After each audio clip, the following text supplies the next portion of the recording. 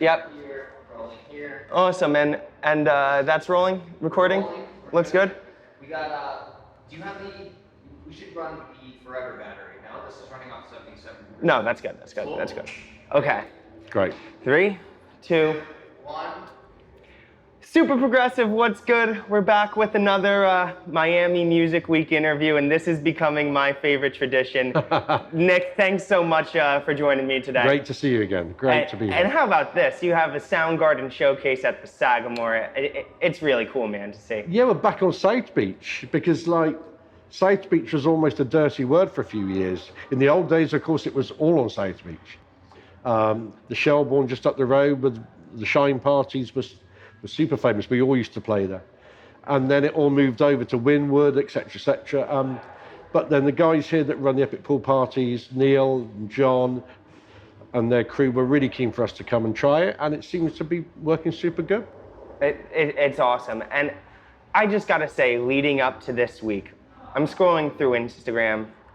Bro, I see you play to 70,000 people in Mendoza.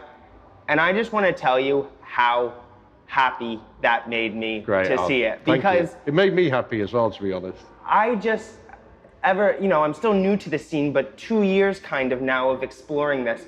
I just know how hard it is to balance a super successful past like yours. Yeah. But balancing that with wanting to push forward into the present. What is it like for you as a DJ who's reached the mountaintop but still is pushing forward and get to experience something like this, like bringing your sound to a whole new generation? Well, I think the most important thing is don't presume you've reached the mountaintop. You know, I don't think I've made my best ever record. I don't think I've played my best ever set. So at the moment, the mountaintop is still out of reach. And as long as you feel that way, then I think it strives you to improve and be passionate about DJing and more so about passionate of finding new music which excites you. I think it's, if you were to go down that thought of, oh, I've reached my peak, then where would the hunger come from? I don't know where that would come from. So for me, I've not reached the mountaintop. I've not even got past the clouds yet. So yeah, there's work to be done. You are progressive to your core, man, because some people think about progressive and they try to just characterize it as a genre of music. But to me, progressive is what you just explained. It's that outlook more so on life of always searching for that new sound. New music is out there to be shared with people. Yeah. And that's what I'm learning progressive really can mean as well. Well, especially in the progressive scene, I think the progressive scene is full of amazing producers. So we could list off 50 of them. The problem is a lot of them are doing the same thing over and over and over again.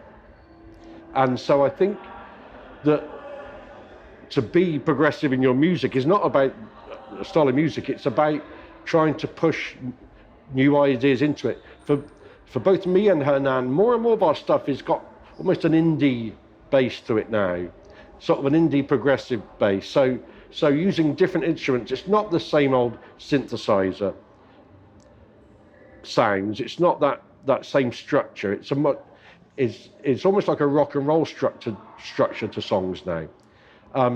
So for me, progressive is exactly what it means. It's trying to push forward, be open-minded, find new ideas, find new sounds.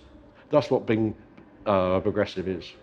I think the track you ended your New York gig that I just saw you with, the Cure remix, kind of speaks exactly to that fusion. And in our last conversation, we talked about your roots in indie music, but to me, that is that fusion, and it creates wonderful moments on the dance floor. It does. But it's that rock and roll idea, you see, and that's one thing that's missed somewhat from electronic music. That rock and roll idea of like Yeah, come on, I think a perfect example is the Chemical Brothers. So whether you like their new stuff or their old stuff, the Prodigy were the same. It's rock and roll, baby, you know. Hell yeah. And we need a little bit more of that in the progressive scene now. I like that a lot, and you know, I'm gonna shift gears a little bit here because we're here for the Soundgarden. Yeah. Did you know, with everything that we've gone through from before COVID through COVID, Yeah. coming out of COVID, was this your plan for Soundgarden, or are you kind of just taking as it comes with how big it's gotten? Yeah. Well, to be honest, I can't take the praise for this. The Soundgarden events and the whole explosion of them is down to Petra. Petra's the one that puts the work in. She's very driven, so with the ideas of the events, she's very driven on the lineups. If you notice, we tend not to have a big progressive lineup. It's very varied. Today we have Armin Mirren, Francesco Labada, Jonas Rathman. It goes on and on. It's very, very varied. And I think especially doing a long event like this afternoon, we're going to put 9 hours or so. So you can't do the same music over and over again. But then, as I say, Petra is the brains behind the events. I do the label, and she's the one that should get the praise for these events. Yeah. That's wonderful. She is really like a superstar, and I just see her handle all these different roles. She makes time to answer me and organize things like this. Yeah. Organize the events. It's amazing. And can you kind of speak to, as a DJ, as a producer, as a label head, what it means for you to just be able to focus on the music and what you love about this scene? Because I feel like so many DJs feel like they have to balance all this stuff, but it seems like you've built something where your focus is where you want it to be. Look, every single DJ that you'll meet, me, Hernan, everybody, they're all based on being very selfish human beings, self-obsessed about our music taste. Every DJ starts a DJ because he thinks he has better taste than everybody else in this room. That's why DJs DJ. They think that they can entertain more than you and him and everybody else. So it all stems from that. Then I think what comes next is, once you find a sound as an electronic music producer, it's then about improving every single show. So you have to be better. If I go to Argentina and I play to like huge crowds, next year I have to be better than this year. I have to be better than this year. Because if there's any drop in quality, it's noticed. So you can't afford to do that. So it's preparation, finding music. I go through, I should think, 2,000 tracks a week. I turn down a ton of stuff that's good. Good isn't good enough anymore. It's got to be amazing. If it's not amazing, okay, you sometimes sign things that are great-ish. Maybe sometimes you'll sign things which in 3 months' time, you're thinking, I shouldn't have signed that. But then that's all part of being an A&R person. You don't always make the right decisions. But the main thing is to try and find exciting music. So whether it's deep house, progressive, techno, it doesn't matter, but it has to be exciting. Is this true when I say this? In 2023, the stakes have never been higher for you? Of course not. No, but then it's fun. It's not high stakes. I don't feel threatened. I don't feel like my back's against the wall. But then it's actually fun to go, no, let's do better. Let's do better. It's like, I'm sure if I was a baker, okay, if I made bread, you'd still want the best loaf you've ever made. And so each week you'd think, oh, I can do it better last week. And it's the same with music. Making music especially is the same.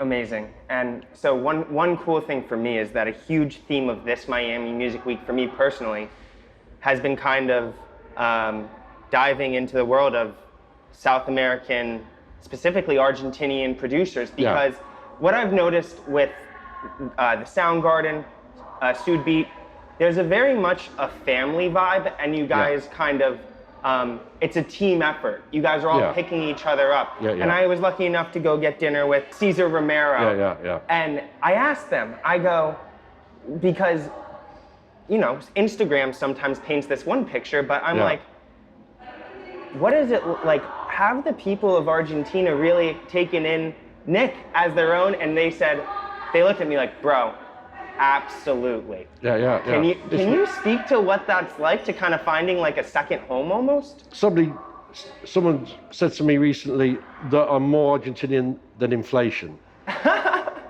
so no, look, we have an amazing relationship together.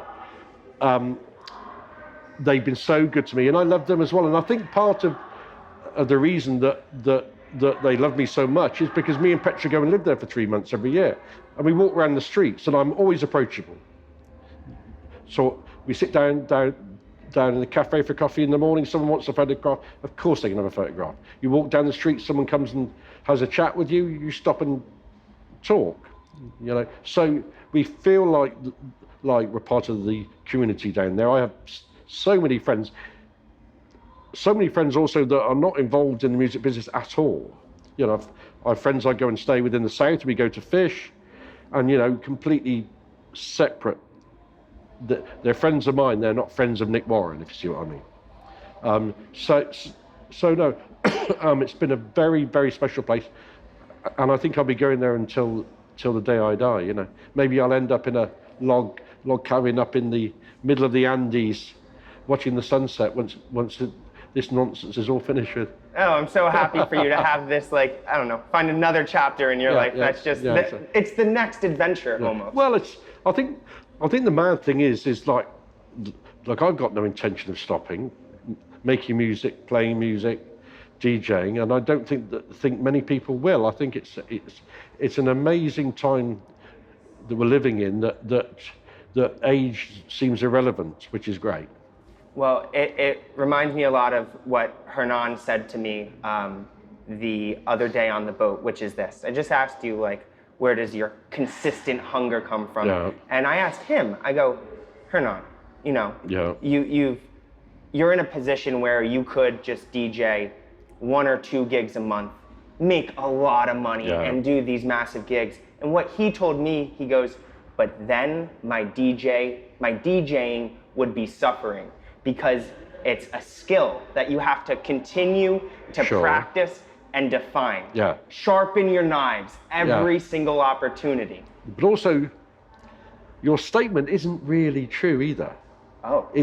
It's not a case that we could just stop and do 1 or 2 a month for large amounts of money. That's not the way this industry works. There are people that are dependent on us. Managers, agents, everyone involved. Now, they want you to be working all the time, but more so, if you want young people to engage in you, then they need to be seeing that you are working. If you're out there playing all around the world, then, because the fan base is worldwide now. If I don't go to Australia for 4 years, then they've moved on. So you have to go every year. There's 52 weeks of the year, and there's a lot of countries. There's a lot of countries to cover. You've got North America, South America, Europe, Asia, Australia, etc. So taking a few weekends off, taking a holiday or 2, then you're down to what, 30 weekends? So it's very difficult to cover all that ground in 1 year, but then you need to cover it. And plus, it's like, I fly around the world, I get paid well to play music, to get people to dance. Why on earth would I stop doing that? You know? Why would you stop doing it? What would I do? Play golf? Okay, I go fishing anyway. So I can do both. I can play music and I can fish. Go figure. Best of both worlds. Well, no, it's great. And so we're here at Miami Music Week, and one thing I want to ask you, you know, last year you enlightened me on, you know, what the history of WMC meant to the industry, yeah. how tracks used to be broken here. It was a major industry thing. I want to talk about the diversity of this weekend, because I noticed for someone who has a huge fan base in the UK and Europe, an enormous fan base in South America, to me, Miami kind of sits in this middle point between South America and Europe, a place where there's a mixed dance floor and a global dance floor. What is that like to be able to play for that this weekend? It's great. It's slightly different for us because me and Hernan did Space last weekend, which was sold out, absolutely mobbed. Now, normally we wouldn't do that. So it would be the boat and then one other event. So it's slightly different. I think it's always a pleasure to come here. It's not my favorite city in the world, to be honest. It's a little crazy, especially at spring break. 6 blocks down there is a different place to up here. So it does have an edge to it. I really enjoy playing it. I think one of the great things about Miami is it's so diverse in nationalities. So there's a lot of Argentinians here.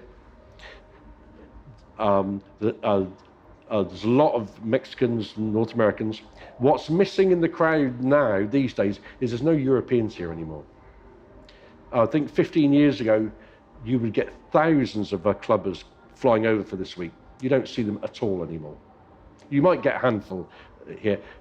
I would estimate we'll get 30 to 40 Europeans come to the event.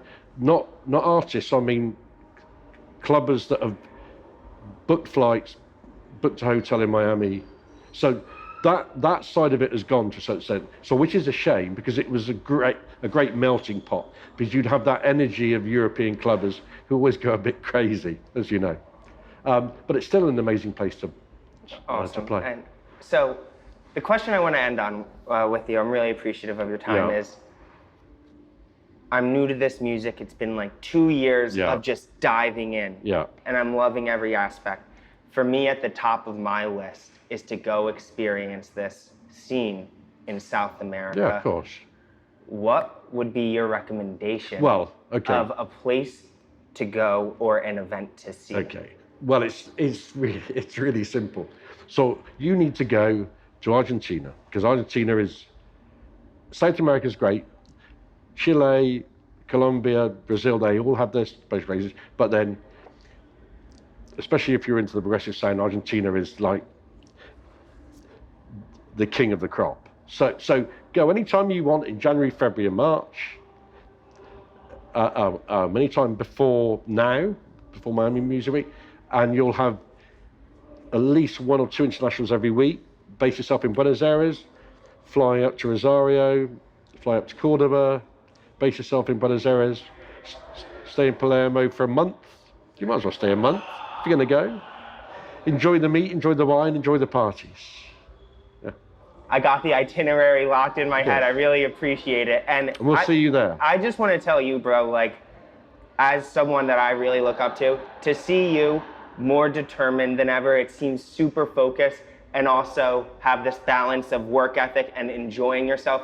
I'm just so happy for you, bro, because I see how hard it is for so many DJs to navigate just different areas of their career, and you're doing it with grace and style, my man. Thank you, brother. And so I'm just pumped for you. Appreciate it. Really nice. Thank you.